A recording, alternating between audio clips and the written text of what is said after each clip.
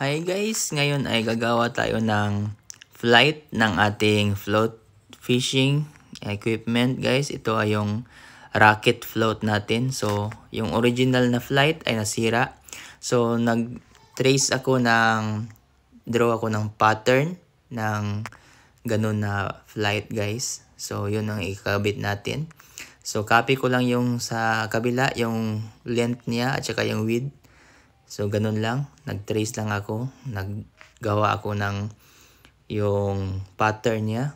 So, yung pattern na yon ita-transfer natin yun sa plastic na folder. So, yung folder, yung hard na plastic guys. So, may kulay na siya. Hindi na kailangan mag-paint tayo kasi yan na, solid na yung kulay niya. So, i-trace natin siya. I-cut natin yun. Ganyan. Yung length niya at saka width. Yung kunin natin yung width niya. So, ita-transfer natin yun. Yung design natin ng flight. Like that lang. So, i-trace natin. Yan. Isa-isa. So, gandahan lang natin yung pag-guhit natin na straight. So, ganyan. Tapos, i-cut natin siya guys. Isa-isa. Doon sa ating pattern.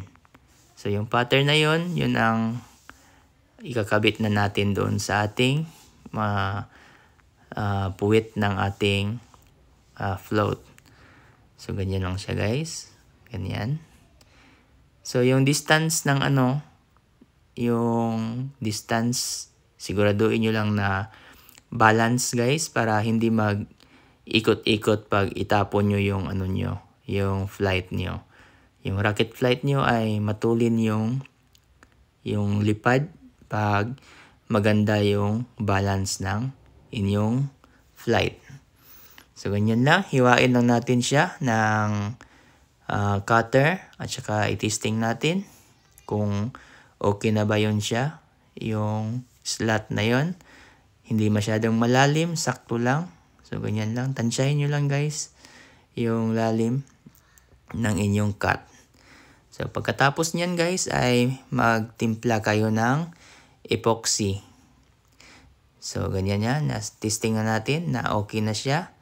Yung distance niya ay okay na. So, yan na yung 2-part epoxy natin. So, ititimpla natin yung 2-part epoxy. Dahil ito ay 5 minutes na epoxy lang siya guys. So, pag mix nyo, i-mix nyo lang ng mabuti. So, huwag nyong patagalin guys.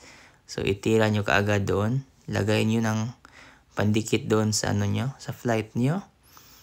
So, ibabalansin nyo yung dami ng nilagay nyong epoxy guys. Para hindi siya matanggal.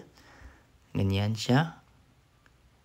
I-slide nyo muna up and down guys para yung yung epoxy nyo ay mag-penetrate doon sa hiwa niya guys. Para maganda yung pagdikit niya. Hindi siya matatanggal. Basta-basta guys. So, ganyan siya. So, pagkatapos yung madikit na siya lahat guys. So, yung gilid niya, yung mga sobra-sobra, dapat nyo talaga, isalaksak nyo doon sa mga hiwa niya na yung may mga space. So, para hindi pasukin ng tubig. So, ganyan siya. Yung mga makapal na sa banda sa gilid ay isulansan nyo mabuti guys.